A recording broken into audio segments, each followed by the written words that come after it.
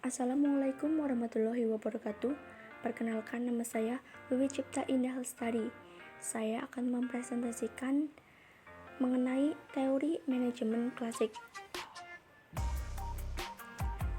Menurut Fatah, teori manajemen klasik adalah setiap manusia berpikir secara logis, rasional, dan kerja merupakan sesuatu yang mereka harapkan.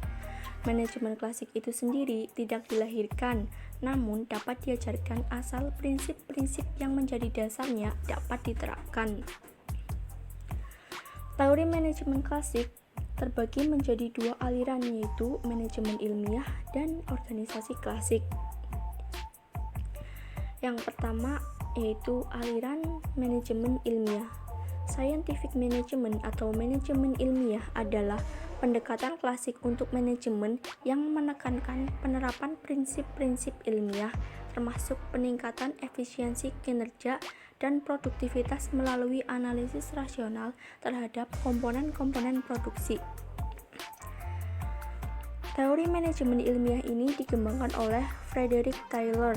Dia adalah salah satu orang pertama yang mempelajari kinerja kerja secara ilmiah.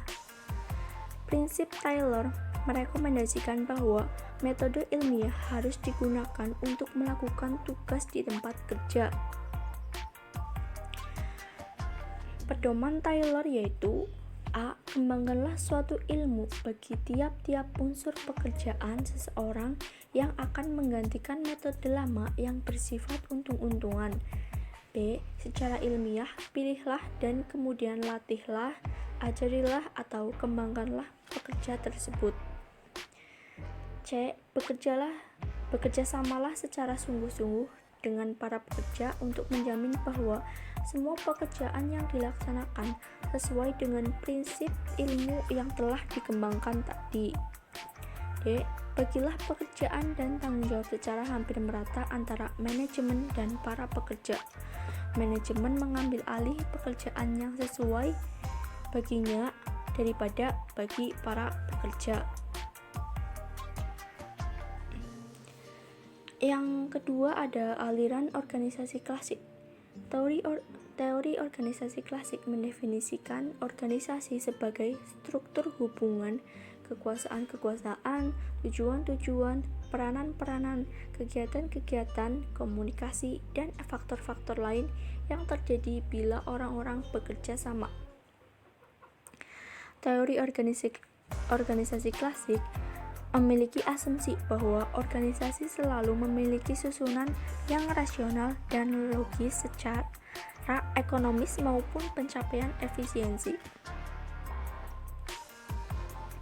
Tokoh-tokoh dalam teori organisasi klasik yaitu: yang pertama ada Henry Fayol. Fayol mengatakan bahwa teori dan teknik administrasi merupakan dasar pengelolaan organisasi yang kompleks. Yang kedua ada James Demany. Organisasi sebagai kelompok orang yang terdiri atas dua atau lebih orang untuk mencapai tujuan tertentu.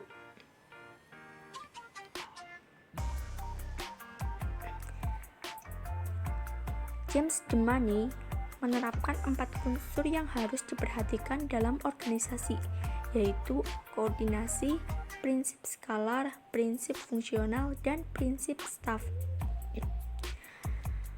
Tokoh yang ketiga ada Mary Poker Follett.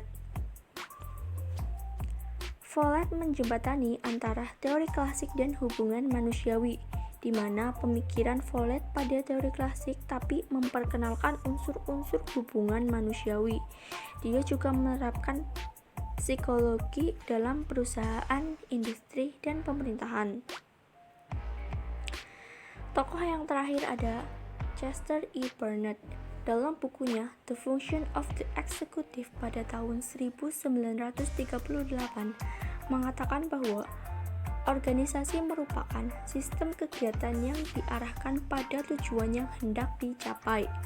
Fungsi utama manajemen yaitu perumusan tujuan dan pengadaan sumber daya yang diperlukan untuk mencapai tujuan.